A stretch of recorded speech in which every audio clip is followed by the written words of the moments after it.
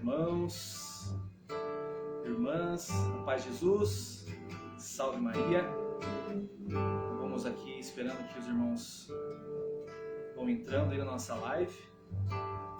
Peço que você que já está acompanhando, que você compartilhe com seus amigos, que você coloque nos grupos de WhatsApp que você faz parte da Renovação Carismática, ou até mesmo de outros pastorais, movimentos, lideranças, que você possa mandar também o link para que outras pessoas também possam partilhar também dessa graça dessa noite. Então estamos aqui com o Léo Nilson, nosso coordenador, referência da formação, né? E é uma alegria estar com vocês, unidos com o Movimento de Renovação Carismática Católica da Diocese. A pedido do nosso irmão José, quero mandar um abraço para o José, nosso coordenador do canal de Pinhão. Um abraço, José, Deus te abençoe. Então, pelo teu pedido aí, nós faremos para toda a Diocese esse ensino dessa noite. E nós queremos pedir agora, então, a bênção de Deus, através do sinal da Santa Cruz. Em nome do Pai, do Filho, do Espírito Santo, amém. Em nome do Pai, do Filho, do Espírito Santo, amém. Bendito seja Deus que nos reuniu no amor de Cristo. Bendito seja Deus que nos reuniu no amor de Cristo.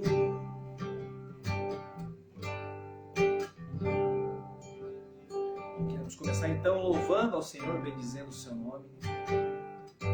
Queremos exaltá-lo, Senhor. Nessa noite, nós partilharemos da Tua Palavra, partilharemos, Senhor Jesus, da nossa doutrina, da história da nossa Santa Igreja. É um momento muito rico para nós. Essa uma hora que estaremos juntos, queremos pedir, Senhor, a Tua presença, a Tua grandiosa presença, a Tua majestosa presença, Senhor, no meio de nós. Nós Te louvamos, Senhor, Te bendizemos, nosso Deus, nosso Senhor, nosso Rei, nosso amado Deus, que pela graça do Espírito Santo se derrama sobre nós, alcançando-nos na nossa miséria, na nossa pequenez, alcançando-nos aonde quer que estejamos pelo Teu amor. Obrigado, Senhor. Bendito seja o Teu nome, por tanto amor, por tanta humildade, Senhor, de estar no meio de nós com o coração inflamado de amor pelos homens, a ponto de permanecer conosco até o fim dos tempos, o fim dos dias. Bendito seja, Senhor. Adorado seja Jesus. Glorificado seja o Teu nome. Deus salva, Deus cura. Bendito sejas. Toda honra, toda glória, todo louvor. Aleluia, Senhor.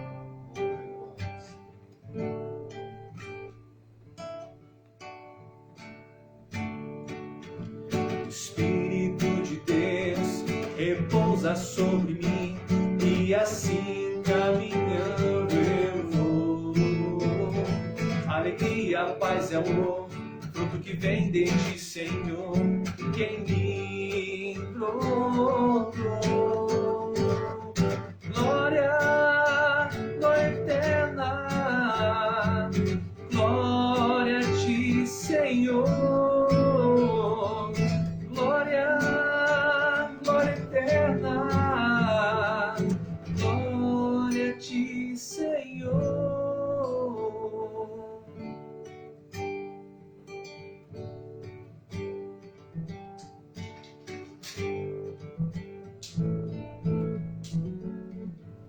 Pensamos nessa noite que o Senhor possa nos dar o Seu Espírito. O Espírito do Senhor é aquele que nos recorda todas as coisas, nos ensina a discernir o caminho da verdade. Então pensamos que venha sobre nós, sobre toda a renovação da Diocese de Guarapuava, sobre toda a igreja presente nesta Diocese, a graça de Pentecostes. Que venha sobre nós o Espírito de Deus. Que venha sobre nós a graça do Senhor, que nos faz amar a verdade, que nos faz ser maduros na fé. Como precisamos, nesses tempos de maturidade da fé, nesses tempos onde estamos, sob muitos aspectos, privados da vida de comunidade. Então nós precisamos intensificar a nossa unidade enquanto corpo místico, intensificar a nossa pertença, e podemos fazer isso através da doutrina, através do estudo, através de orarmos juntos nessas oportunidades que temos. Então peçamos que o Espírito nos venha e que renove em nossos dias as mesmas graças de Pentecostes.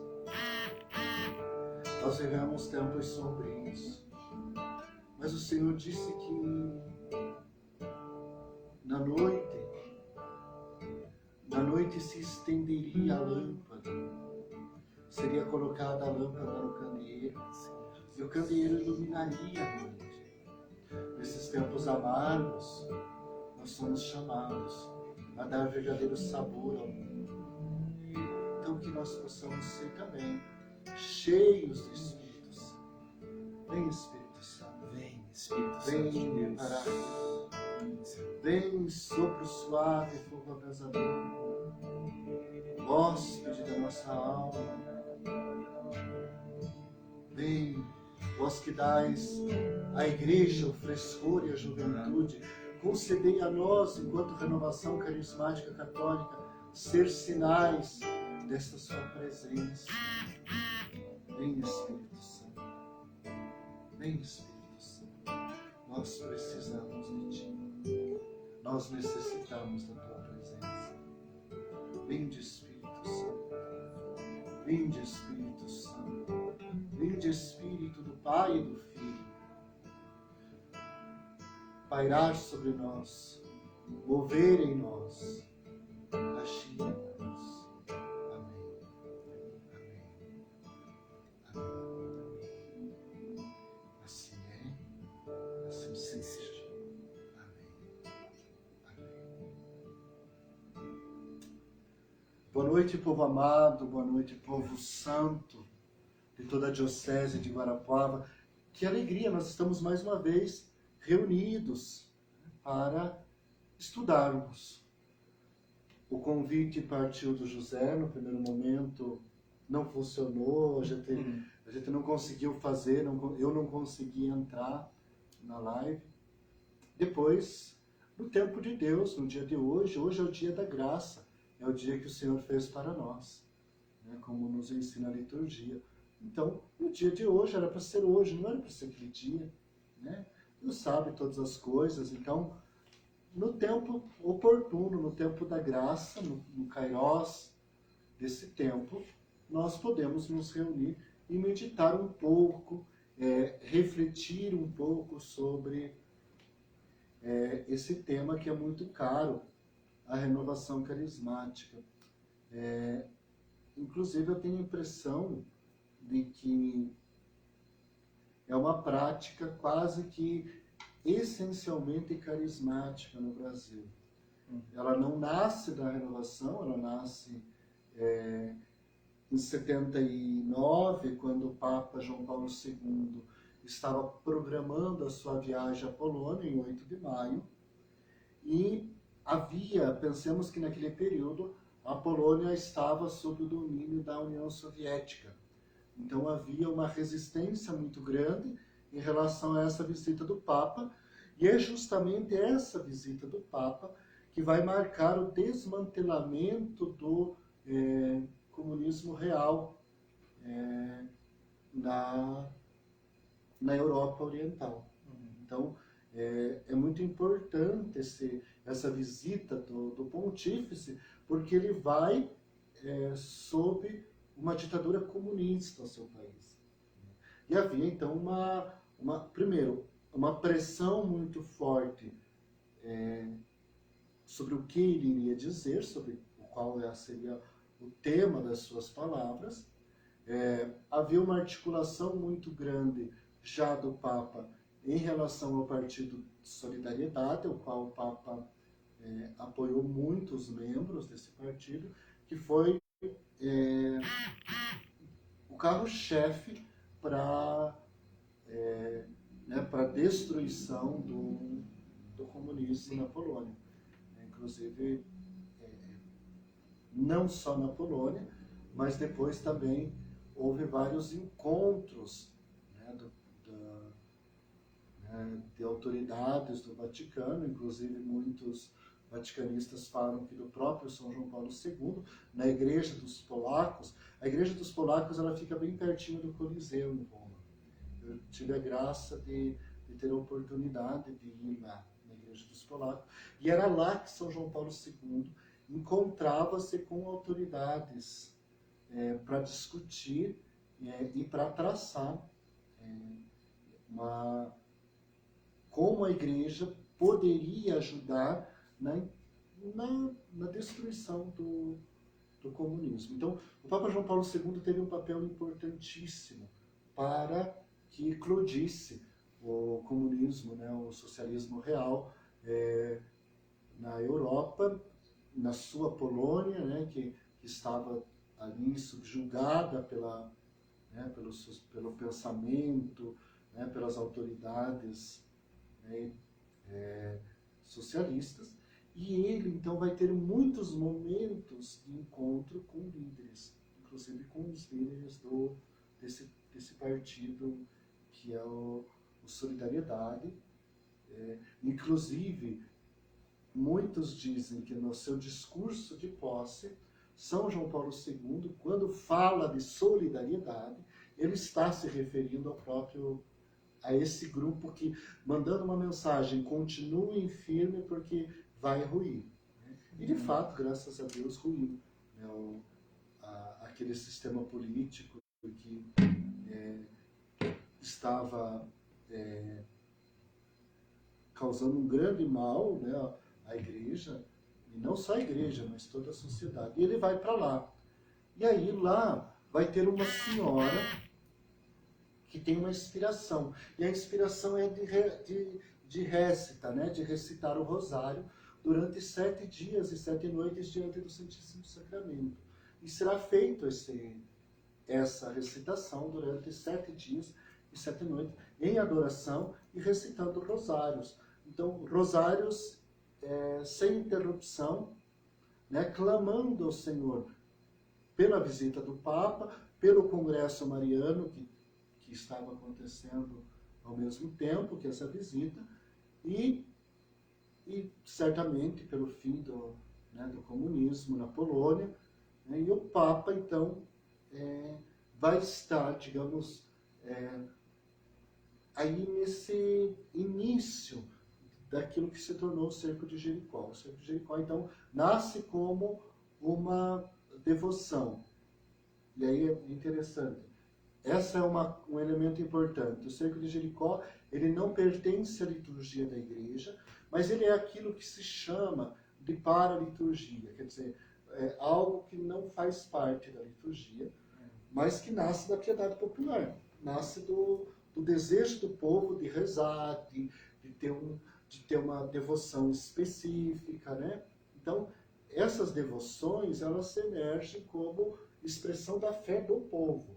Não é uma iniciativa oficial da Igreja, mas que entra na vida da Igreja, é acolhida na vida da Igreja, é purificada, é lapidada, como a necessidade de lapidação, de toda devoção, por mais genuína, por mais inspirada que seja, ela vai entrando nos moldes da fé da Igreja, e aí vai então se tornando cada vez mais presente na vida da Igreja. E hoje a gente percebe isso de maneira muito forte com muitos grupos, inclusive aqui na nossa diocese, muitos grupos, não só da renovação, mas de outros movimentos e pastorais, paróquias promovem cercos de Jericó. Então, E eu acredito que, como toda devoção, seja ela feita por iniciativa de servos, de grupos de oração, feita por membros de outros movimentos e pastorais, ou mesmo como uma ação, às vezes pensada pela própria paróquia, na pessoa do seu pároco, ou de lideranças, merece uma reflexão e merece uma compreensão melhor e entender como que essa devoção ela está, então, dentro da vida da igreja, como que ela pode colaborar com a vida espiritual dos fiéis e também, de repente, às vezes até olhar como que determinadas práticas podem desviar-se daquilo que é o senso fidelius, né? Que é o senso dos fiéis, a fé dos fiéis, aquilo que é o sentir com a eclésia, o sentir com a igreja, o pertencimento a uma espiritualidade verdadeiramente católica, né? Porque nós vivemos um período onde nós temos grande quantidade de informações, mas às vezes nós temos poucas formações. E aí acontece que as pessoas vão buscar em outros grupos, em outras fontes, que não a genuína doutrina da igreja, a compreensão, seja bíblica, seja das práticas. Isso é bastante perigoso. Por quê? Porque corre o seu risco. E nós estamos percebendo isso em muitos lugares. O risco de se tornar uma devoção intimista, mágica, né? Um milagrismo exagerado, uma introspecção, uma religiosidade que olha só para dentro de si, exagerado. E não aquilo que é essencialmente a origem dessa devoção, que é do cerco de Jericó, enquanto um clamar pelas necessidades de toda uma comunidade, de toda a igreja, enfim, esse sentimento eclesial, esse sentimento de comunidade. E às vezes acontece um certo aspecto de colocar as coisas só para dentro, né? Uma interiorização exagerada, um emotivo, muita emoção. Também é preciso tomar cuidado. Por quê? Porque sai daquilo que é a fé e passa ao campo da psicologia, passa ao campo dos sentimentos. Não que os sentimentos sejam ruins na oração, não. Rezar com os sentimentos é absolutamente normal. Jesus faz isso quando ele ora diante do féretro, né, do menino morto, né, quando estava indo já a caminho, né, do sepultamento, e aquela viúva leva o seu filho. Jesus, diz a palavra, Jesus teve compaixão, Jesus teve um sentimento. Esse sentimento moveu Jesus a ressuscitar aquele menino, né? Ou mesmo Jesus que chora diante do túmulo de Lázaro, né? Ou Jesus que chora diante de Jerusalém, ou Jesus na angústia, né? Na angústia de Getsemane, né? Então, Jesus reza com as emoções. Jesus reza com as emoções no alto da cruz, na emoção derradeira de Jesus, que é o sentimento de abandono. Eli, Eli, lama sabachthani. Meu Deus, por que você me abandonou nessa hora? Ele reza com salmos, mas ele está rezando com as emoções, né? Então, a emoção não é ruim, mas nós precisamos tirar um aspecto, e talvez que entrou, e que às vezes corre o risco de entrar, que é o misticismo, né? O pensamento mágico. Né? Então, o combate da oração, e o Papa Francisco, inclusive, nas últimas catequeses, nas catequeses antes da Quaresma, ele trabalhou muito isso, o combate da oração, até durante a Quaresma, o combate da oração, rezar, combater na oração, mas não é algo mágico. Né? A oração é essencialmente uma relação de amor com Deus. Né? Então, ela parte de que eu, como criatura, posso me jogar nos braços do Criador. Então, a oração é essencialmente um ato de de amor para com Deus. Mas, quando voltamos para essa temática, nós precisamos esclarecer alguns pontos. Eu preparei uma fala relativamente rápida, mas para a gente refletir e trazer para os nossos grupos. Com maturidade. Vamos fazer os cercos? Sim, é importante. É um momento importante de intensificação, né, de oração, de jejum, de rosário, de missa, de confissão, de vida sacramental. É muito importante. Mas nós precisamos entender uma coisa, né? Não podemos fazer disso uma moeda de troca. Não é uma moeda de troca. Né? Deus vai ser obrigado. Não. A oração não é obrigar a Deus. A oração é eu me colocar ao lado do Senhor, junto com o Senhor, sentir com o Senhor. Então, se nós olhamos para Jericó, e Jericó, cidade da lua, né, significa, ela é a porta de entrada, é a cidade da porta de entrada para Jerusalém. Ela fica mais ou menos a uns 23 quilômetros de Jerusalém. Então, quando Jesus passou por Jericó, lá, né, a cidade lá de Jericó, ele estava perambulando pelas redondezas de Jerusalém. Né? Esse perambulando é porque Jesus ia fazendo caminhos que não, né, indo numa cidade, num povoado, outro. Mas então Jesus estava ali a cerca de 23 quilômetros de Jerusalém. Jericó, então, quando nós falamos de Jericó, nós precisamos entender uma coisa. E talvez esse seja o ponto mais interessante.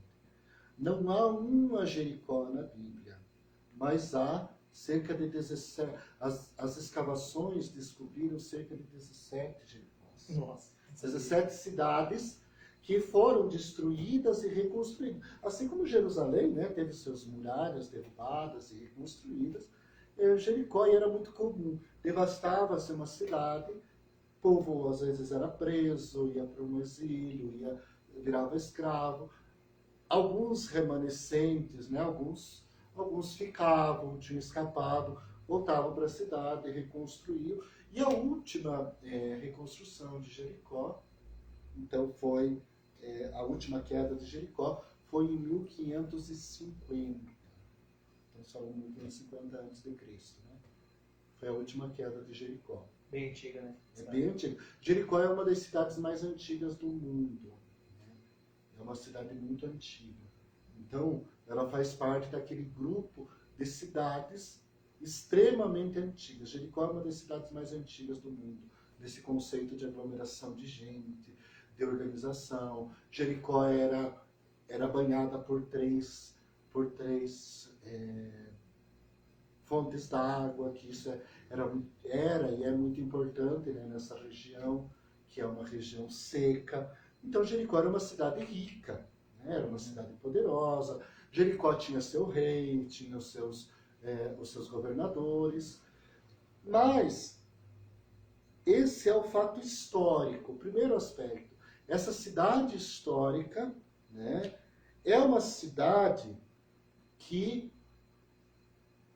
vai ser visitada, encontrada, e vamos usar a palavra aqui, invadida pelo povo de Deus que sai do Egito, mais ou menos no ano de 1200. Então vejam, aqui nós já temos um aspecto importante enquanto elemento histórico. Esse é o primeiro ponto, o fato histórico. Depois nós vamos ver o fato teológico, né? Mas o fato histórico é, Jericó caiu em 1550, a última queda de Jericó.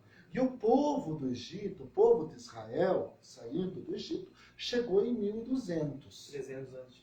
Então eles chegaram, Jericó já era uma cidade deserta há 300 anos.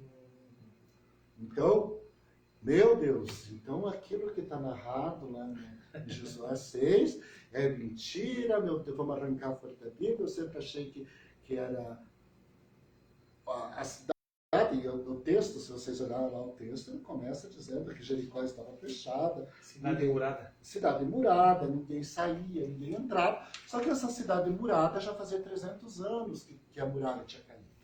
Como assim essa cidade murada? Então, esse é o fato histórico. O povo de Israel chega em Jericó, Jericó já era uma cidade abandonada.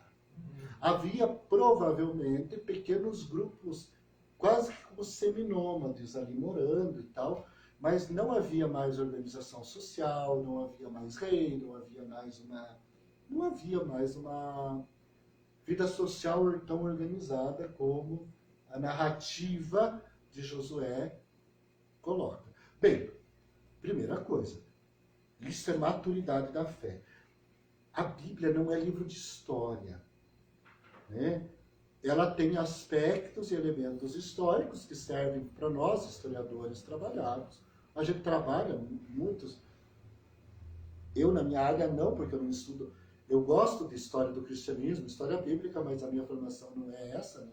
Eu não sou historiador antigo, eu sou historiador contemporâneo, né? De história contemporânea, mas muitos historiadores utilizam a Bíblia como fonte histórica, né, para suas discussões. Isso, a Bíblia como fonte histórica. Então, mas não é um livro de história, ela não é um manual de história. Até porque se você pegar também o manual de história que escrevemos agora sobre acontecimentos recentes, também vai ter as suas incoerências, né? Vai ter, não é um livro de história, não é a verdade sobre a história. É uma leitura possível daquele acontecimento, né?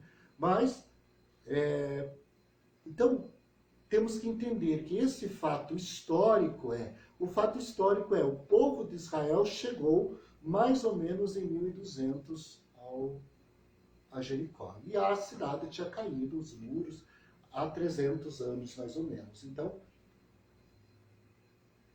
esse elemento é importante, porque esse elemento tira um aspecto que nós vamos ver lá na frente, que é o aspecto de fazermos da narrativa de Josué 6 uma narrativa mágica. Né? Então, assim, primeira coisa, tenhamos clareza que, como fato histórico, não houve uma Jericó, houve ao menos 17 Jericós. Até agora foi o que as escavações, né, de arqueologia descobriram. 17 cidades, uma sobreposta sobre a outra. Era destruída por algum motivo, reconstruída. Né? Assim é toda a cidade. Se a gente olhar assim, vamos falar Guarapuava, há várias Guarapuavas embaixo desta Guarapuava que nós estamos sentindo. É normal, né? É normal, né? Porque aqui é uma casa, né? Isso nós estamos falando de uma cidade que não é tão velha, tem 200 anos. Né? Mas era uma casa, foi destruída essa casa, construiu outra, foi destruída, construiu um prédio, de repente derruba esse prédio, constrói outro. Então, quer dizer, a cidade ela é sempre dinâmica, né? Então, sempre está assim, ela está sendo destruída e construída. Então, há várias camadas. Aí você pega uma cidade antiga como Jericó, mais ainda. Então, esse aspecto é importante. Né? O povo de Israel chegou, Jericó já era uma cidade tombada. Já não existia mais enquanto cidade. Ela existia enquanto ruínas. Né? Passamos ao fato teológico. Qual é o fato teológico da narrativa de Josué 6? Vocês viram, eu não estou fazendo exegese do texto em si, porque isso demoraria mais, pegar versículo por versículo, né? Não temos tempo para fazer isso. Mas eu estou fazendo um apanhado geral. O fato teológico é: Deus não abandona o seu povo. Esse é o fato teológico. Por quê? Deus não abandona o seu povo. É representado como? É representado na autoridade que Deus concede a Josué, na narrativa do texto. É representado na arca, como presença de Deus no meio do povo. É representado na ação dos sacerdotes, como presença e mediadores entre Deus e o povo. Então, o fato teológico é: Deus não abandona o seu povo. Então, veja que aí nós já começamos a escavar mais profundo. Sim. Há um sentido de que Deus não abandona o seu povo. Deus está com o seu povo. Então, essa narrativa, e aí nós faz parte do texto teológico. Veja, o povo entrou em 1200, né? Só que essa narrativa só foi escrita, começou a ser escrita mais ou menos no ano 1000 ou 900, Então, veja só, o povo passou por Jericó, fazia 300 anos que Jericó já era uma cidade abandonada. Depois o povo entra na Terra Prometida, e mais ou menos 300 anos depois, começa-se a codificar, ou seja, escrever esse acontecimento. Até lá, era um acontecimento narrado via oral, via tradição, né? Via palavra, via contar. E aí, ele começa a ser escrito mais ou menos no ano 900 e vai terminar mais ou menos no ano 400. Depois do exílio da Babilônia, é que vai ser codificado o texto. Então, quer dizer, nós estamos falando mais ou menos de 800 anos entre a entrada do povo passado por Jericó, entrando na Terra Prometida, e a escritura do texto. Mais ou menos 800 anos se separam. Meu Deus. Então veja, Quase um milênio. quase 1000 anos de diferença entre o acontecimento e a escrita, a fixação por escrito. Essa fixação começou mais ou menos no ano 900 e foi terminada a redação final mais ou menos lá no ano 400, 500 a.C., que se termina de escrever o livro de Josué. Então, depois do exílio da Babilônia, né, para vocês verem como houve um tempo extenso entre um e o outro. Então, com isso, a gente já percebe o seguinte: esse texto não tem a função de ser um texto histórico, ele tem a função de ser um texto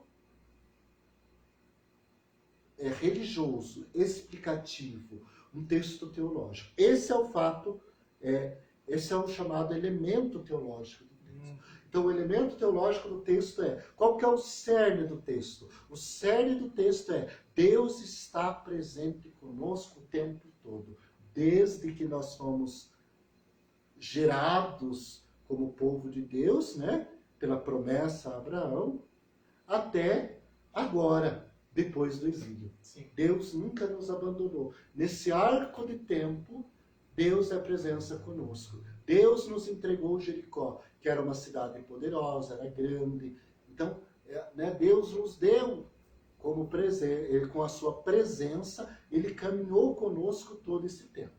Então, veja que acaba sendo uma coisa muito mais profunda do que um Deus que trabalha para quebrar muro. Sim. Né? Um Deus que está agindo para quebrar muralhas. É mais que isso. É Deus que se faz presença. Olha como é bonito isso. Porque isso já antecipa, é um prelúdio, é um ver antes daquilo que Deus armou sua tenda entre nós, e essa presença definitiva de Deus se dá depois no mistério da encarnação. Então, Deus está conosco, Deus permanece conosco, mas essa presença a gente vai ver que é quase que uma profecia, e eu diria até uma profecia, daquilo que se dará com Jesus quando Jesus vem e mora entre nós.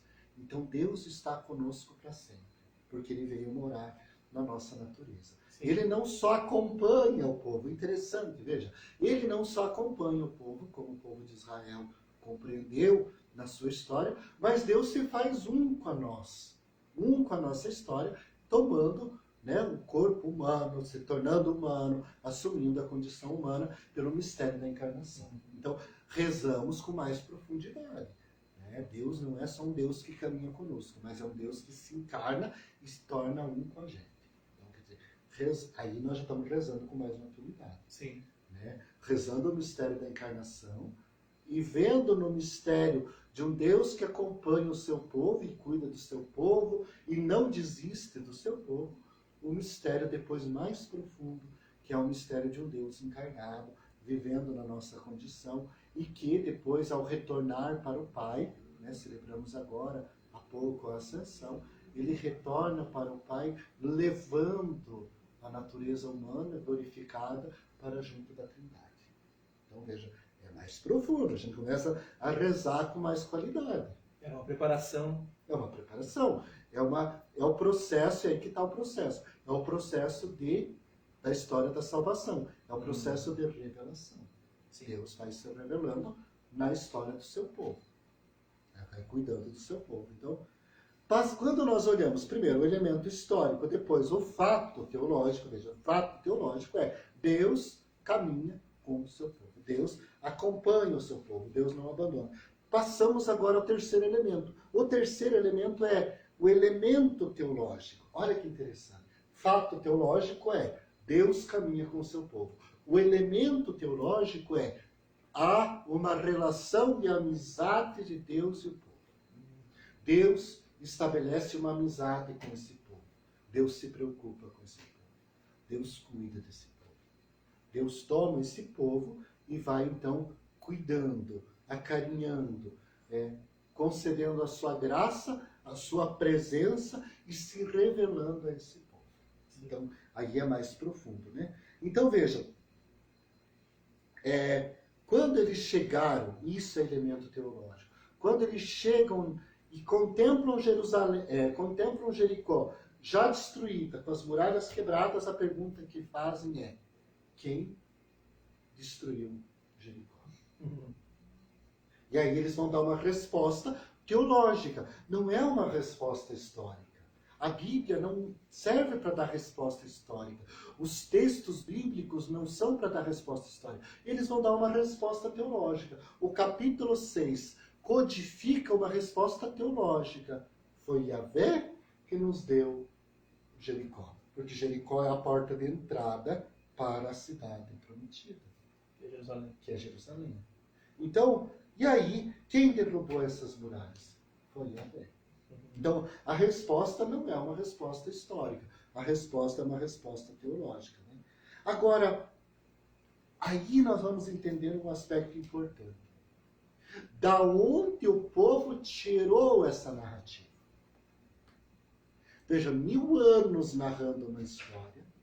Essa história narrada há 1000 anos, praticamente, 800 anos, 900, ela já tinha se condensado enquanto liturgia, como uma liturgia do povo, uma peregrinação a um santuário chamado Gigal.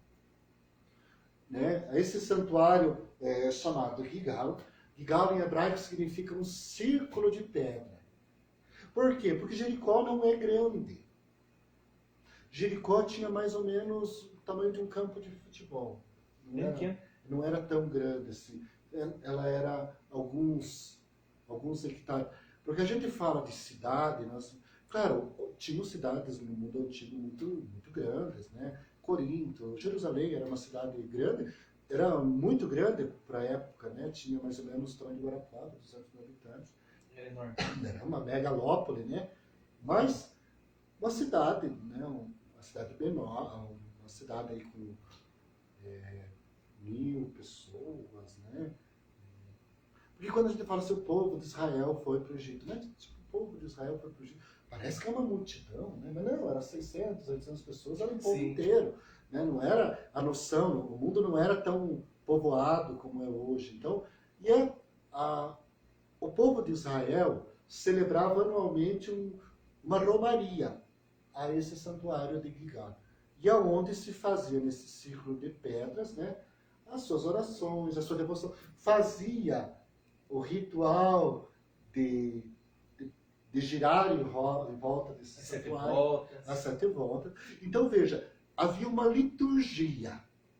Uma liturgia que não era uma liturgia oficial, mas era uma liturgia popular. O povo ia, os sacerdotes iam, o povo rezava. Não era um rito como o rito da purificação, o rito da circuncisão, não. Mas era um rito que havia, né, na experiência do povo, uma prática devocional. E aí o povo, então, inspirado nessa prática, vai fazer a narrativa.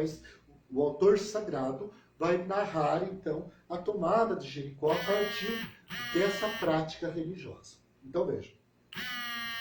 Com isso, nós encontramos um elemento importante. há uma narrativa, né? Há uma liturgia do povo de Israel em torno dessa temática e há uma condensação no texto sagrado. Beleza. Esse texto sagrado não era explorado dessa maneira nos primeiros séculos, na Idade Média, na Idade Moderna. E na Idade Contemporânea, agora, houve uma inspiração. Então, uma inspiração de uma mulher, né, que sentiu-se inspirada a fazer essa cruzada de rosários pela visita de São João Paulo II à Polônia. E depois, a renovação carismática vai disseminar essa prática. Por quê? Como uma prática de adoração, de oração, de jejum, de penitência, de intensificação de oração. Ótimo, é importante, é maravilhoso e devemos continuar fazendo. Mas nós precisamos agora, Robin, pensar qual o nível de maturidade e de catolicidade, de sentir com a igreja, nós podemos usar dessa devoção. Ela pode se tornar algo mágico que eu preciso, e qualquer coisa a gente pode se tornar algo mágico, não é só cerco de Jericó. Exato. Eu fazer as 9 sexta-feiras pode ser algo mágico, ou os 7 primeiros sábados, os 7 sábados, né? Não, a gente precisa temos que ter cuidado com as devoções. Houve um tempo na igreja, quem já viu aqueles livrinhos de devoção antigos? Muitos livros de devoção antigos têm assim: concede-se, reza 3 Pai Nosso, 2 Ave Maria, um credo, concede-se 27 dias de indulgência, não sei o quê. Havia muito isso na espiritualidade moderna, antes do concílio. A igreja não vai insistir nisso, não.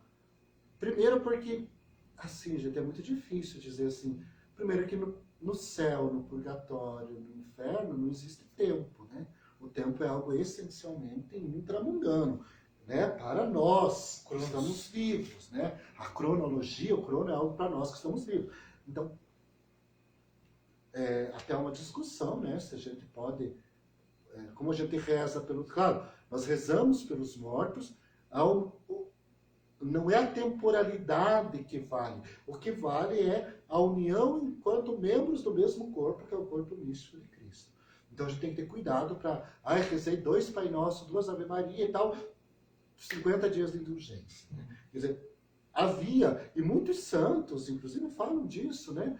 E aí nós precisamos entender. Uma coisa é a fé da igreja, outra coisa é a mentalidade de uma época. O cerco de Jericó, por ser de uma época moderna, né, nos anos de 78, 79, e ele também traz as marcas do pensamento contemporâneo. As marcas de corre o risco de se tornar uma oração intimista. Quer dizer, eu rezo só pelas minhas necessidades, só pelas minhas dores, pelos meus problemas, e eu esqueço que o cerco de Jericó nasce para ser uma oração em favor de toda a igreja.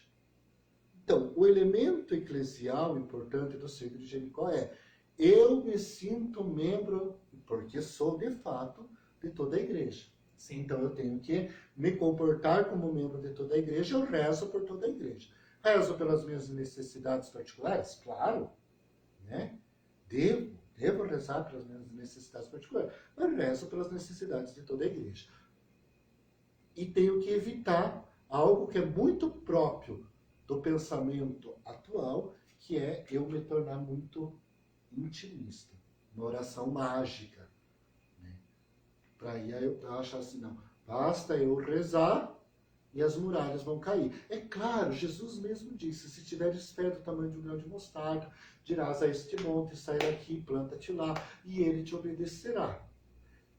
Agora, eu vou rezar pelas ações, por exemplo, rezo pelo emprego, e quero um emprego, e sempre aqui há 7 dias, dando volta, rezando pelo emprego. Mas se eu não distribuir um currículo, fica mais difícil o Senhor me conceder um emprego, né? Então, veja, eu preciso tomar aquilo que Santa Teresa diz. Rezo como se tudo dependesse de mim, como se tudo dependesse de Deus, e trabalho como se tudo dependesse só de mim.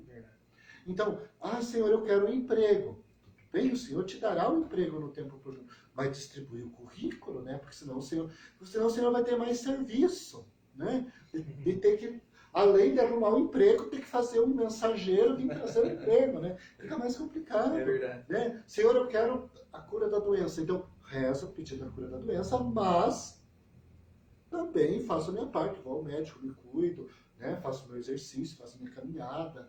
Né? E o que move o milagre é a fé, né? O que move o milagre é a fé. Encher as talhas. Encher as talhas. 6 talhas. Imagina. Jesus manda encher 6 talhas. Jesus manda os Oração. leprosos começar, os leprosos começar a caminhar. Sim. Vão lá. E aí depois, quando eles percebem, né? Uns já vão correndo e acabam esquecendo de Jesus, outro volta para agradecer. Mas o quê? Mas eles precisavam caminhar. Quando Jesus diz assim, é interessante, veja, em alguns momentos diz que Jesus estendeu a mão. Em alguns momentos Jesus só diz assim, levanta-te. Né? Pega tuas trouxas e carta o gato, porque você já está curado. Né? Jesus já fez isso com os paralíticos. Ó, pega a tua cama, filho, ó, pode ir. Então, veja, Jesus não... Tem momentos que Jesus toma e ergue, e tem momentos que Jesus só diz, filho, levanta aí, enrola a tua caminha e vai. Então, nós temos que tirar um pouco a mentalidade no povo que se fizer o cerco de Jericó, tudo vai se resolver. Não, Deus tem tempo para cada coisa. A oração move o coração de Deus? Sim, move o coração de Deus. Mas a oração não é uma receita mágica. Sim. A oração é uma busca do encontro com o Senhor. E é isso que mostra o texto do capítulo 6. O capítulo 6 o povo rezou, o povo obedeceu, mas o povo também fez a sua parte, o povo caminhou, o povo também deu as voltas. Ainda que seja simbólico o texto, e esse texto é simbólico, né? Porque não fazia sentido o povo de Israel, as muralhas já ter caído, o povo de Israel continuar se arrodeando em roda de uma cidade que não existia. Uma ruína, não faz sentido. Né? O que acontece? Quer dizer, o povo fez a sua parte, Deus absolutamente a sua parte. Então, levar essa mentalidade para as orações e levar aqui o centro da espiritualidade do cerco de Jericó não é as minhas necessidades intimistas, só minhas emoções. E aí eu até diria para os irmãos que eu sou formador, gente. Então, eu não sou exatamente o servo mais místico, né? Eu sou muito prático nas minhas orações. Eu não tenho... Eu rezo, já rezei muito o cerco de Jericó junto com um grupo, rezo junto com os irmãos, mas particularmente não é uma devoção que eu tenho. Né? Não é uma devoção que eu pratico. Acho maravilhoso quem pratica, né? Mas nós temos que ter o cuidado de entender qual que é o centro, qual que é o cerne da espiritualidade do cerco de Jericó. Eu vou intensificar as minhas orações em favor de todo o povo, em favor de toda a igreja, das necessidades da igreja. Então, é essencialmente uma oração comunitária. Sim. Eu tenho que ter E aí eu diria assim, os grupos, os servos que promovem com mais frequência, tomem cuidado para não criar misticismos. Por exemplo, eu já vi, e aí, infelizmente, né, sacerdotes no momento da oração, rezando, com o Santíssimo na mão. Ainda bem que não eram servos, porque se fossem servos, Deus ia estar com o corpo negociado. Mas sacerdotes no momento da oração, levanta-se uma muralhazinha na frente do altar, do presbitério, seja de tijolo de verdade ou de tijolo de papelão, e o sacerdote com o Santíssimo na mão, dando coice na muralha. Pior que eu já vi. Eu já vi isso, vocês podem ver na internet, tem vários isso, né?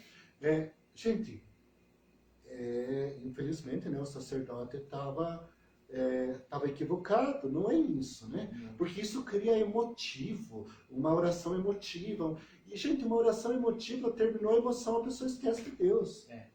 É melhor uma oração que seja mais seca, mas que seja ali centrada, né, naquilo que é a fé da igreja. Então, a gente tem que ter muito cuidado para não criar uma espiritualidade que eu derrubo um monte de tijolinho de papelão e a graça acontece, como se fosse algo mágico. Temos que ter cuidado com isso. Claro, as simbologias ajudam, mas tem que ter cuidado com as simbologias para não tornar essa simbologia mágica, né? Sim. Claro, as pessoas levam suas orações, depositam lá numa arca.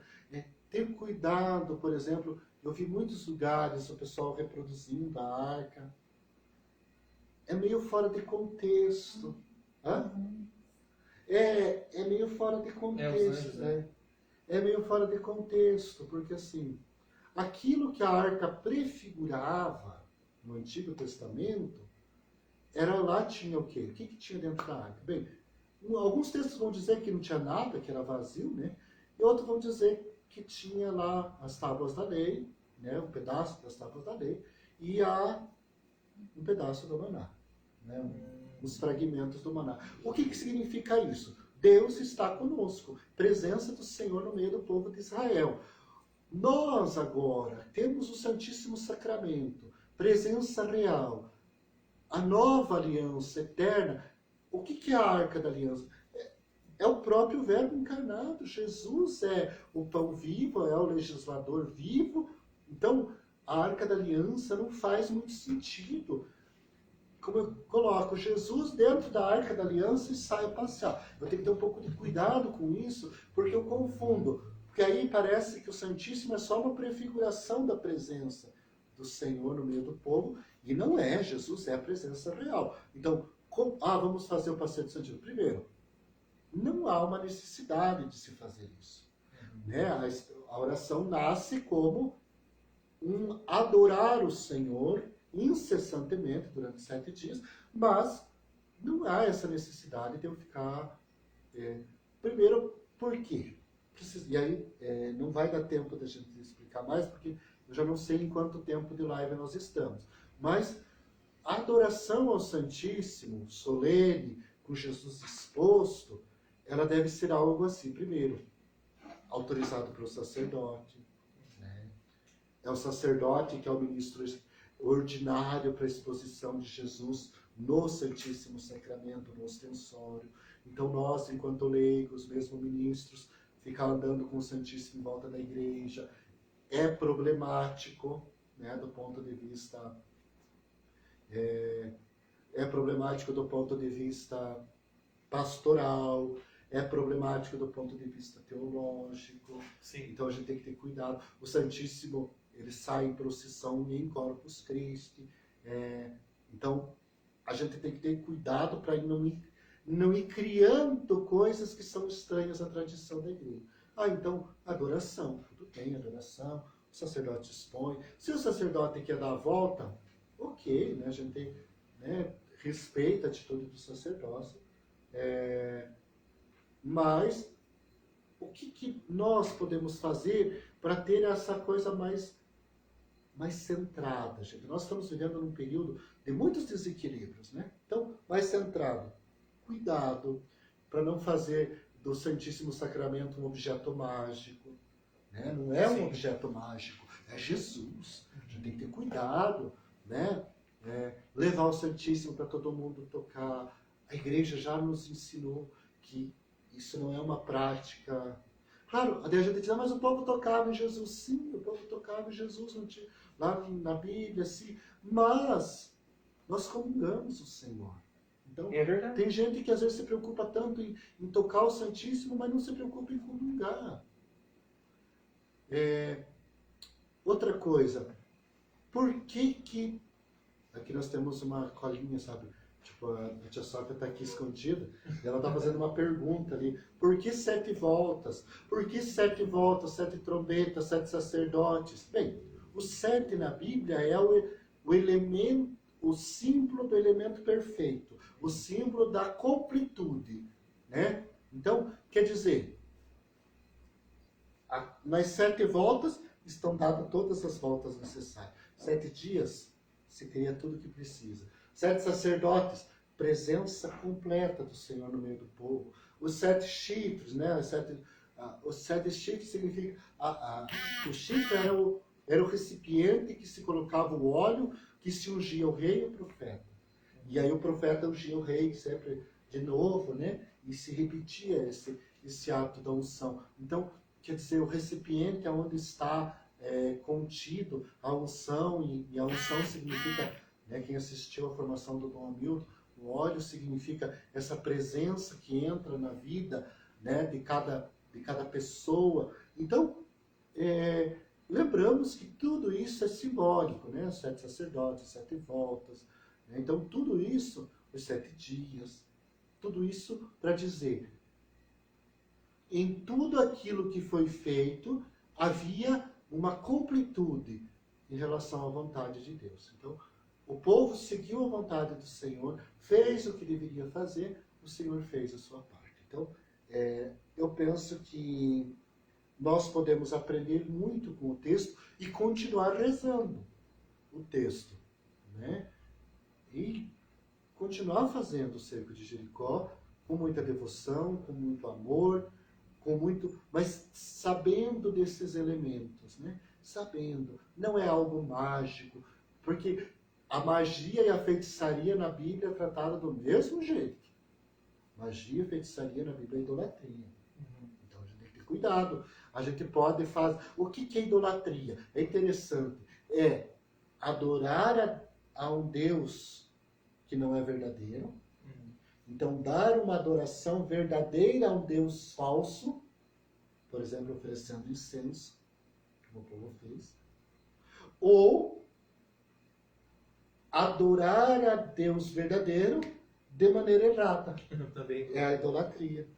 Aí, por que o profeta Isaías diz: eu não quero saber do fedor dos seus bois queimados. Ué, mas o boi queimado fedia, no culto verdadeiro fedia também. Porque daí Isaías vai dizer: porque o teu coração está longe. Me adorais com a boca, mas humilhais o pobre. Adorais com a boca, mas explorais o indigente. Então essa adoração é uma adoração verdadeira, ao Deus verdadeiro, mas é uma adoração errada. Por quê? Porque é uma adoração que não é agradável a Deus, então é uma idolatria. Então uma idolatria pode ser um culto errado ao Deus verdadeiro. A gente tem que ter cuidado para não fazer um culto errado a Deus verdadeiro, que é Jesus presente na Santíssima Eucaristia. Fazer de Jesus um objeto mágico. Já aconteceu muito isso na história da igreja. Aconteceu muito. Para vocês terem uma ideia, eu sou historiador, então sempre eu vou trazer elementos de história da igreja. Mais ou menos no ano 1200, e aí a gente vai entender por que cada vez mais a igreja vai dar a comunhão na boca, porque as pessoas recebiam. No começo da igreja, as pessoas recebiam a comunhão na mão. É uma briga. Hoje está uma briga, né, entre tradicionais e não sei o quê, e é um tema para uma outra formação. Nós temos que ter cuidado, nós não somos nem tradicional, nós somos tradicional. Católico por si só ele é conservador. Né? Por quê? Porque nós temos uma tradição. A tradição é conservar aquilo que os nossos antigos nos passaram. Nós somos... Católico é conservador. Isso não tem, como diz o povo aqui em Guarapau, não tem querequexê. Não existe católico progressista. Quando ele tem católico progressista é porque ele esqueceu Jesus e leu muito mais. Daí já é um problema é um problema aí de certas teologias. O católico ele é conservador, essencialmente conservador. Mas tá uma briga. Mas assim, porque não pode comungar na boca. Não pode comungar na boca. Não pode comungar na mão. Pode sim. Agora, nesse tempo de pandemia, é na mão. Mas na igreja se comungou na mão. A comunhão na mão era uma prática da igreja primitiva. Né? Mas depois, ali na Idade Média, por causa justamente de fazer de Jesus um objeto mágico, o que o povo fazia? Ele ia receber a comunhão na mão. pegava, não comungava Jesus, levava Jesus para casa e enterrava nas plantações para que desse mais, Meu Deus. para que desse mais fruto. Enterrava na plantação, dava para os animais quando os animais estavam doentes. Misericórdia. Então veja, um culto errado ao Deus verdadeiro, Jesus verdadeiro na hóstia, tratado de maneira blasfema. Dado um culto errado. As pessoas acreditavam que tinha poder, muitas pessoas, por falta de catequese, é o problema da igreja no início, é o problema da igreja na Idade Média, é o problema da igreja hoje. Falta catequese, falta catequista. Falta catequista porque falta formadores, né? Se tiver formador, e aí quando falta formador, falta bispo formador, falta padre formador, falta leigo formador, falta gente disposta a ensinar a doutrina da igreja de maneira correta. E aí, acreditava-se que as hóstias tinham poderes mágicos. Veja só. E aí, enterrava a hóstia lá na plantação, para dar plantação, para dar melhor plantação. Veja que absurdo. Mas aconteceu na história da igreja isso. E aí, então, cada vez começa a dar mais e mais a comunhão na boca, porque daí a pessoa já tinha que consumir as espécies ali, né? Não levar para casa. Não levar para casa. E aí o pessoal fazia muitas magias com a hóstia consagrada. Acontece hoje em dia também. A gente sabe que na véspera de Halloween, por exemplo, há uma grande busca nas missas de satanistas e pessoal ligado à bruxaria para buscar hóstias consagradas, invade igrejas, eventos sacrários, para buscar hóstia consagrada para fazer magia nele, né? Mas isso é uma live sobre ocultismo. Mas veja, para vocês verem como existiam desvios. Então, desvios de fé por tornar Jesus algo mágico e não Deus verdadeiro. Olha que é perigoso. Nós temos que ter cuidado para que isso não aconteça conosco também. Então, não tornar Jesus algo mágico, mas tornar ele aquilo que ele é, Senhor da nossa vida, Senhor da nossa história, Senhor da nossa oração, o centro da nossa oração, o centro da nossa fé. O Josué 6 nos ajuda a olhar e saber, primeiro, não importa os acontecimentos históricos da nossa história, pessoal ou comunitária, Deus está conosco. Primeira lição de Josué. Segunda lição, Deus caminha conosco como amigo, presença. No Antigo Testamento, uma presença que era simbólica, no Novo Testamento, em Jesus Cristo, na Santíssima Eucaristia, presença real e permanente no nosso meio, porque Deus se encarnou. Então Deus desenvolve uma amizade conosco. No Novo Testamento, Deus se torna um de nós, na pessoa de Jesus Cristo.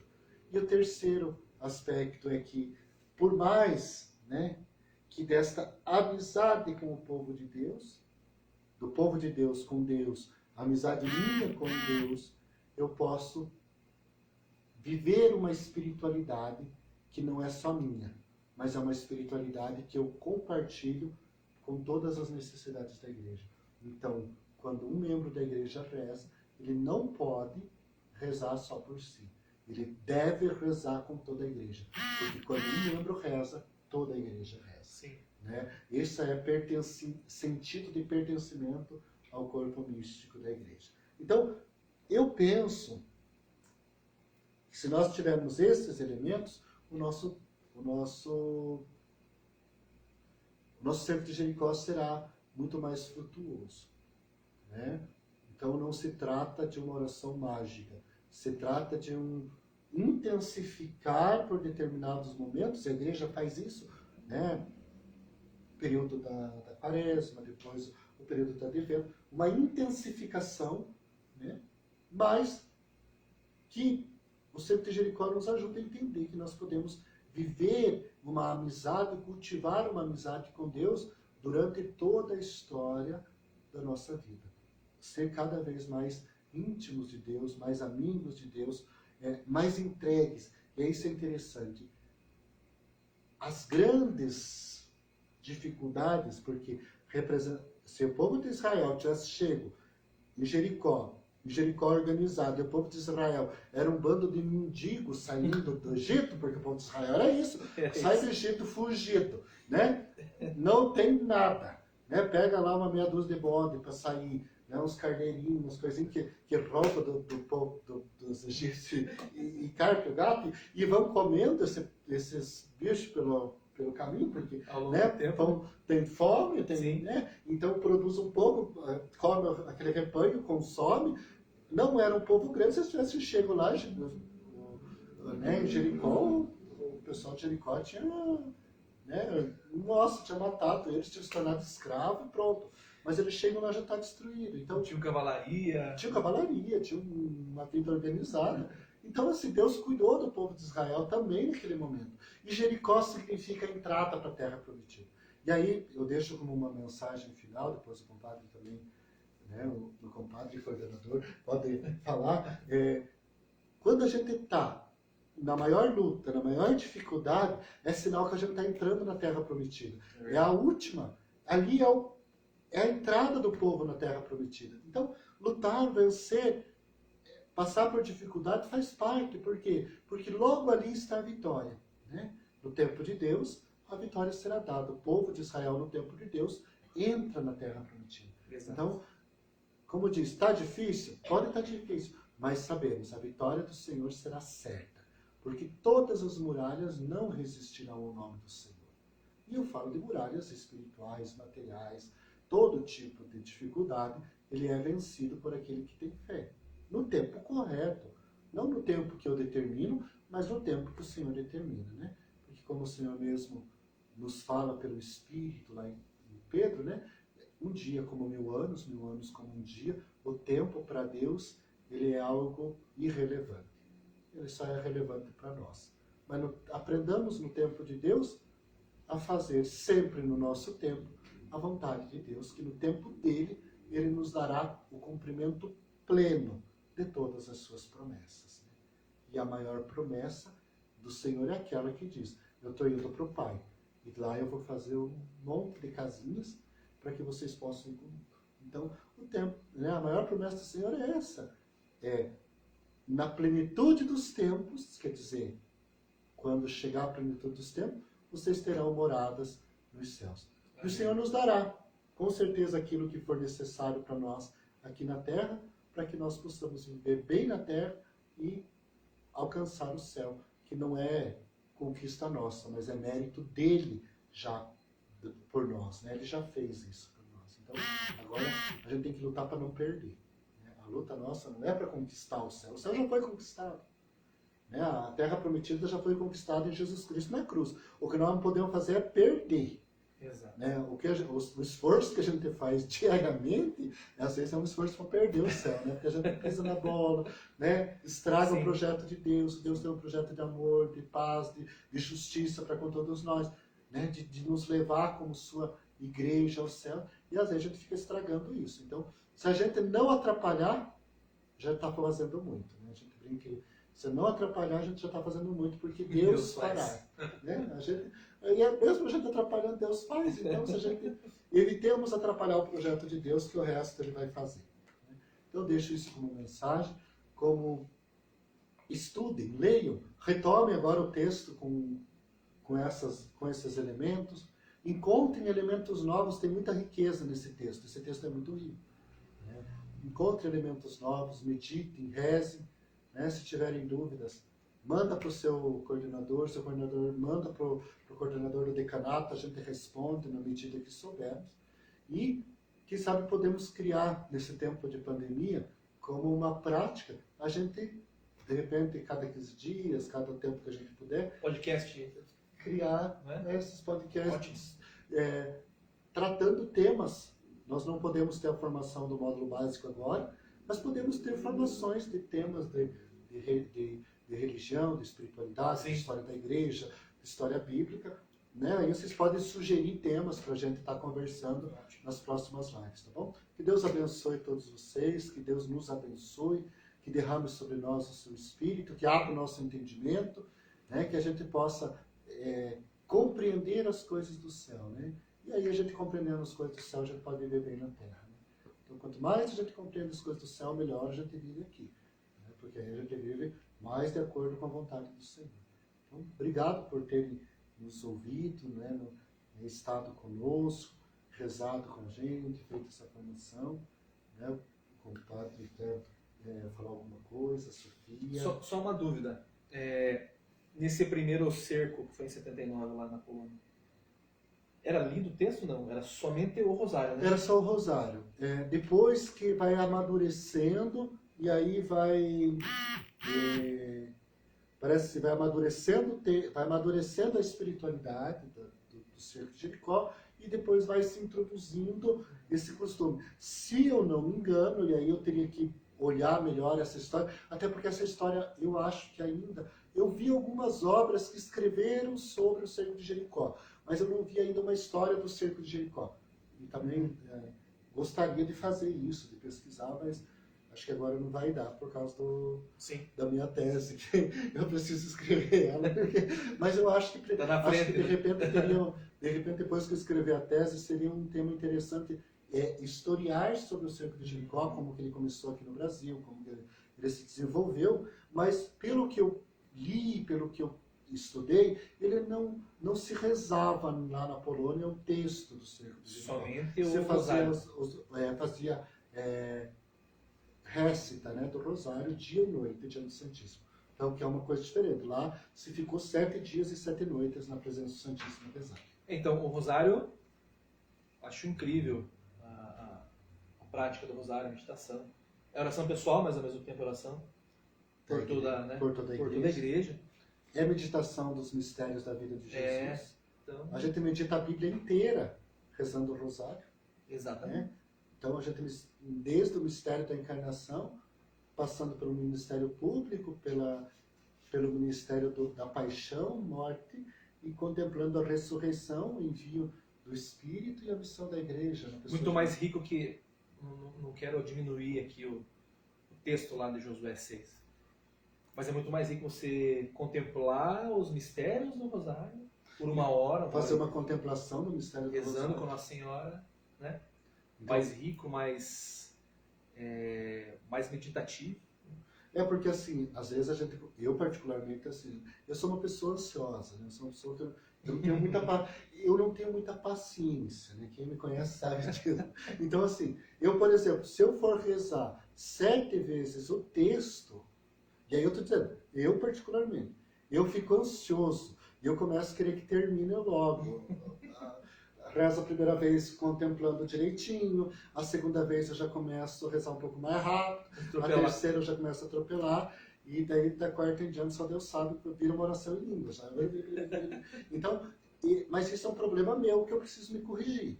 Né? Tem quem consegue rezar. Sim. Mas eu acredito que a gente pode usar o texto, pode usar os mistérios do rosário, né? Pode fazer uma coisa mais tranquila, certo? Né? Para a gente não criar só uma mística de repetição. Né?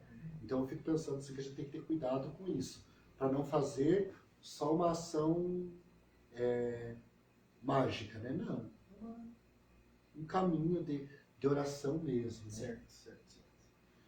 Então, e trazendo isso para a nossa realidade de grupo de oração, lembrando os irmãos que não faz parte do que a renovação carismática nos ensina. Né? Não, ele não substitui um grupo de oração. Porque nós somos chamados a viver ali no dia do grupo de oração, que é a reunião de oração, batismo do Espírito Santo, a prática dos carismas, né? Em comunidade. O ciclo carismático feito em comunidade. Exato. Então não podemos substituir de forma nenhuma. Não. Isso é um problema. E aí, assim, aproveitando, Robert, nós temos que ter muito cuidado. Por quê? Às vezes nós queremos atrair povo. Então, veja, e aí eu vou fazer uma puxadinha. Uma correção. Nós, da renovação, às vezes a gente aprendeu a viver bem a liturgia. Nós estamos aprendendo a viver bem a liturgia, né? E aí a gente faz assim, às vezes até a gente diz assim, né? Porque esse povo que fica inventando coisa na missa, porque fica inventando isso aqui, tá? Estão errado, tá? Se a missa por si só não atrair o povo, Jesus por si só, não vai ser O que nós mais? dançando malabarismo que vai atrair. Então, nós estamos certos quando, esses dias alguém me questionou que o padre foi e pediu para que o povo fizesse malabarismo na missa, aqui na nossa diocese. E os carismáticos não fizeram. E o padre ficou bravo com os carismáticos. Os carismáticos, não. Vocês não eram o povo Vocês eram os carismáticos. Não, nós não fazemos porque nós aprendemos que a missa não é celebração protestante. Nós aprendemos o que é a missa na formação. Nós não fazemos, sabe? O Senhor nos perdoe, nós vamos participar da missa como deve se participar da missa. Perfeito, gente. E vocês devem continuar fazendo isso. Missa não é lugar daquelas parafernálias. Encher linguiça, de criar, de andar com dança, com balaio, com não sei o que e tal. Não é lugar. Mas, às vezes, o grupo de oração, a gente diz, já que tiramos o balaio da missa, vamos instalar o balaio no grupo de oração. Negativo. Não é lugar também, gente. Não é lugar. Mas eu quero atrair povo, então eu faço assim, vivo de novena e novena de cerco de Jericó e cerco de Jericó. Peraí. Qual que é a essência da nossa identidade? Batismo no Espírito Santo, prática dos carismas, vida comunitária. Exato. Grupo de oração, essencialmente ciclo carismático, pregação querigmática e pronto. Qual que é a novena que a gente faz na renovação? Novena do Espírito Santo. É a única, gente. Então, assim, queremos criar outras devoções. Cuidado para não substituir aquilo que é grupo de oração por outra coisa, que tem o seu valor, que é importante, mas que no dia da reunião do grupo de oração é dito. Não importa, gente, se eu faço uma novena e tem 1000 pessoas, ou se eu faço um grupo de oração, que é grupo de oração, e só vai 50. Nossa, 50 já é um Já é bastante. Viu? Em Pentecostes estava em 12, fez um estardalhaço do tamanho do dia inteiro, saíram esparramando o Espírito Santo e a mensagem para todo mundo. Tá bom. E desses 50 que você fizer bem fiel ao que pede a renovação, Sim. pode ser dali 50 pessoas batizadas no Espírito Santo. Que vão incendiar o mundo. Exato. E às vezes só a novena você vai trazer um monte de gente com um monte de pedidos. E um monte de emoção, e gente desequilibrada, e servo E desequilibrado. voltam para a vida normal, né? Como Se não tivesse participado do momento espiritual. Exatamente. Só chora. Gente, aquela história de que se chorou tá bom, não é verdade. Não, o grupo de oração foi bom porque o povo chorou. Não, não é essa a emoção de Deus para nós, né? Não é só chorar tá bom. É levar uma experiência profunda de Deus. Então, o que nós podemos fazer? Então, aí vem a pergunta. Como a gente adequar? Como adequar? Gente, uma coisa simples. Vamos lá. Agora não podemos fazer, né? Mas já estamos pensando, se Deus quiser, daqui uns dias essa pandemia vai ser encerrada, né? Nós chegaremos ao equilíbrio. Eu não preciso, não faço o meu grupo de oração na terça, na segunda, não sei que dia que é o grupo de oração teu aí, mas de repente eu faço uma noite carismática, diferente, aí direcionada às chagas de Jesus, uma noite cuja temática da noite seja uma devoção específica. Exato. Faço uma noite com toda a celebração carismática, mas uma noite que seja diferente, né? Diferente do grupo de oração. Mas deixa o grupo de oração, não importa se vai ter 5, se vai ter 10, se vai ter 50, o importante é que as pessoas façam a experiência. Em Duquesne não era muita gente. E de Duquesne saiu a renovação para o mundo inteiro. E olha a missão da renovação. Fazer discípulos de nosso Senhor Jesus Cristo. Exatamente. Pelo batismo no Espírito Pelo Santo. batismo no Espírito Santo. Então, se eu não estou propagando o batismo no Espírito Santo, se eu não estou vivendo o ciclo carismático ali em comunidade, olha só, você que está no teu grupo de oração pode perceber isso. Você não tem servos nos últimos anos no teu grupo de oração porque você não tem vivido isso. Você não tem feito discípulos de Jesus. Você tem um monte de gente que vem e participa e quase que ninguém vai se colocar à disposição para servir a Deus. Você faz um seminário e não vem ninguém.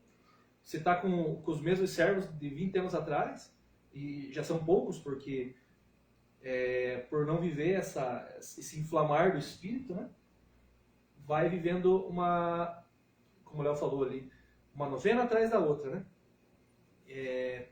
Perde-se a riqueza da renovação. Então, estou falando assim com um olhar de coordenadores da diocese. Muitos grupos estão sofrendo porque não tem servos, não tem a novidade ali de Deus, né, naquele grupo de oração, porque não vive a novidade do Espírito Santo durante a reunião de oração. E talvez nem durante ali o abastecimento, que é muito comum aqui, né? Nós chamamos de partilha. Talvez tudo que o senhor falou ali através de Dom Hamilton, do Padre Jean nesse cenáculo, vem nos lembrar da importância da maturidade. A maturidade vai vir através do estudo, né?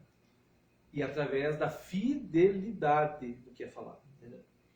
Então, se a gente for fiel ao que a gente aprende da igreja, do nosso bispo, dos nossos padres, da nossa formação na diocese, ou seja do Estado, da nacional. Então, esse vir com uma visão de unidade agora. Voltar, na verdade, né? Porque muitos já fazem parte há muitos anos da renovação. Mas voltar agora com essa abertura para aquilo que o senhor está falando hoje. Maturidade, né? Há 20 anos, 30 anos era maravilhosa a renovação, mas tinham erros, né? Sim. Assim como tudo vai melhorando, a nossa missão hoje, irmãos, eu creio que se nós conseguirmos caminhar assim com essa fidelidade e formar isso, né? Tirar o excesso, colocar naquele vazio onde falta, né? Você vai formando, né? Vai dando forma no corpo. Eu não tenho dúvida que nossos grupos serão verdadeiros cenáculos, né? Com tudo que precisa ter. E sem nada de extraordinário, Não. com a simplicidade e a humildade, né? E liberação. Porque aí a gente tem um caminho mais seguro, né? A gente tem que ter cuidado para não ficar correndo atrás dos extraordinarismos. Né? A gente tem que ter cuidado porque daí a gente acaba caindo naquela ideia de uma fé muito desencarnada, uma fé muito deslocada. Sim. Da vivência cotidiana. Né? Então a gente tem que ter bastante cuidado com isso. Eu penso que a gente está indo num caminho muito bom, um caminho de formação da diocese. Está indo, e talvez muitos vão dizer assim, mas a gente está perdendo o fervor. Não. O fervor não se mede pela altura dos nossos gritos. O fervor se mede pela nossa constância em ser testemunhas de Jesus. Sim. Então, testemunha é aquele, vem do grego, martiria, aquele que está disposto a dar a vida por aquilo que acredita. Então, a martiria eu me torno mártir pela verdade, que é nosso Senhor Jesus Cristo. Sou testemunho, dou testemunho até as últimas consequências. Sim. Seja o martírio de sangue, o martírio vermelho, seja o martírio branco, né? Que é o martírio de ser considerado doido, né? Que aí os discípulos já viveram isso, 9 da manhã já estão bêbados. Então, nós deram testemunho. Ser testemunha eu, com a minha vida, com a minha história, com o meu dia a dia, na tranquilidade do meu dia a dia, eu vou anunciando que Jesus Cristo está vivo, que está presente e que continua agindo na minha vida, na vida dos meus irmãos. Então, eu acho que isso é maturidade, ser um pouco mais maduro, e a formação ajuda para isso, né? Eu não sei se tem alguma dúvida que eu consiga responder. Eu acho que os irmãos vão mandando, né? E aí a gente vai responder. Na próxima live a gente pode responder. Sim. Eu olhei aqui, a princípio eu não vi nenhuma pergunta, mas se tiver, na próxima a gente responde, né? Se souber, se não souber, a gente estuda e responde. E depois, sugestões. Que tema vocês gostariam para a próxima conversa? A gente pode criar esse hábito até para nós ficar mais próximos, né? Para a gente não se sentir tão sozinhos, né? Eu acho que para encerrar, eu vou sair daqui. Eu vou pedir para que a Sofia venha e possa conduzir esse momento de oração junto com o Robert. Ótimo. E ela possa nos ajudar para a gente encerrar o nosso momento. Fiquem com Deus, gente. Deus abençoe. abençoe vocês. Obrigado, né, por escutar o formador, né, por escutar o coordenador. É sinal de unidade, é sinal de maturidade.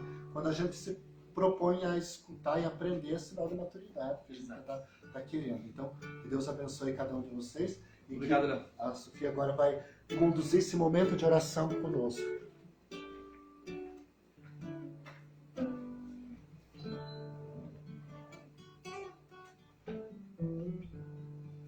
Me vinha no coração que nós precisamos tomar posse de toda a bênção de Deus.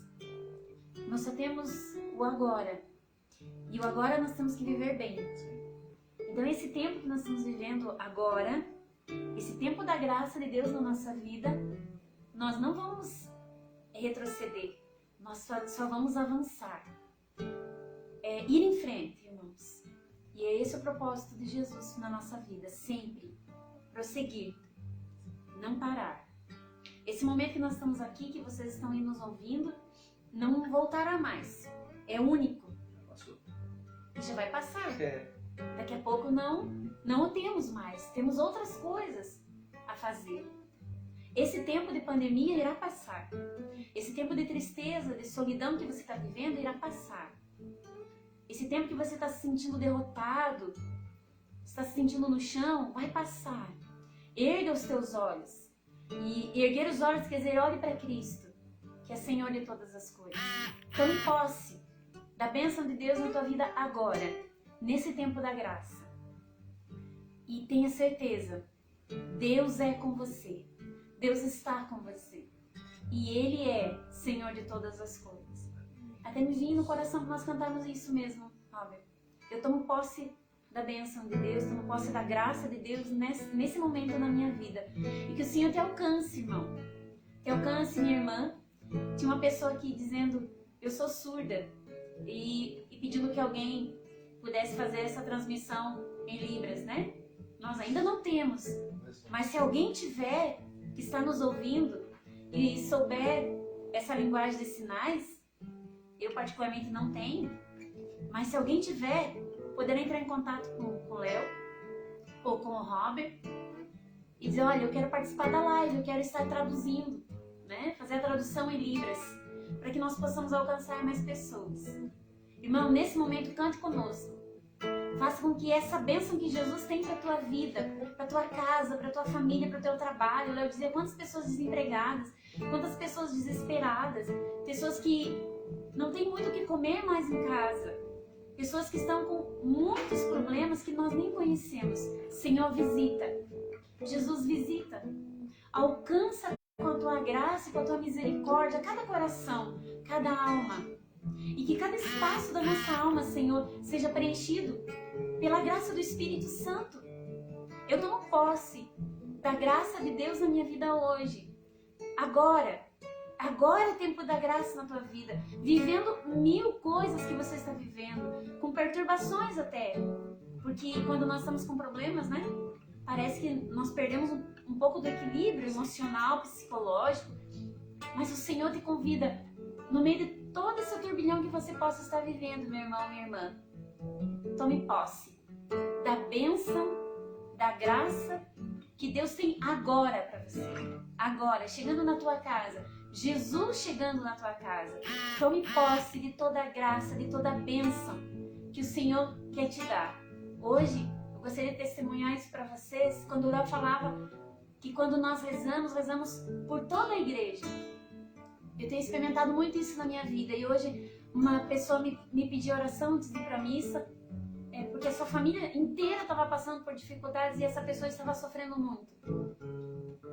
E eu fui, depois da missa, conversei com o sacerdote e disse, padre, essa pessoa pediu que o Senhor desse a bênção, ela não está aqui, ela está longe de nós. O padre disse, vamos ao sacrário. E eu vi ali um sinal de Deus. E o padre testemunhou isso para mim, ele disse, você não faz ideia como tem acontecido grandes coisas na vida das pessoas, nós abençoando de longe. Porque a bênção, meu irmão, é para agora. E não tem tempo e não tem lugar. A bênção de Jesus chega e chega até você. Tome posse dela agora, nesse momento da tua vida. Bênção. bênçãos são derramadas a cada instante. Há sempre um novo milagre para acontecer. Deus quer quebrar as barreiras, romper as correntes. Quer libertar e curar todo aquele que crê. Eu tomo posse da graça de Deus, tomo posse da cura, Senhor, tomo posse da bênção de hoje. Toma posse, meu irmão, da graça de Deus. Eu tomo posse da graça de Deus, tomo posse da cura, Senhor, tomo posse da bênção de hoje. Eu espero em tua promessa, eu confio em tua obra, Senhor. Acredito na tua palavra, no poder do teu nome, Senhor. Eu tomo posse, eu tomo posse da graça de Deus, tomo posse da cura, Senhor, tomo posse da bênção de hoje. Eu tomo posse da graça de Deus, tomo posse da cura, Senhor, tomo posse da bênção de hoje. Amém. Amém. Amém, Jesus. E entrega também, o Senhor me coloca isso. Entrega as pessoas que já faleceram nas mãos do Senhor. Eles já estão na presença do Senhor. Amém. São muitos irmãos e irmãs que nós perdemos nessa pandemia. Mas mesmo assim nós queremos a promessa do Senhor que os corpos ressuscitarão, que nós teremos diante do Senhor a recompensa por tudo aquilo que nós semeamos, por todo o bem que nós fizemos. Então, continue fazendo bem. Entrega os mortos a Jesus, porque eles já estão em outro lugar, em outra dimensão que nós não podemos estar agora, mas estaremos também um dia. Que o Senhor te abençoe, irmão. Que o Senhor te guarde. Que o Senhor cumpra, sim, as promessas para a tua vida, para a tua família. Estivemos unidos e vamos permanecer unidos na bênção que todos os sacerdotes estão dando agora em todo o mundo. Em nome do Pai, do Filho, do Espírito Santo. Amém. Amém.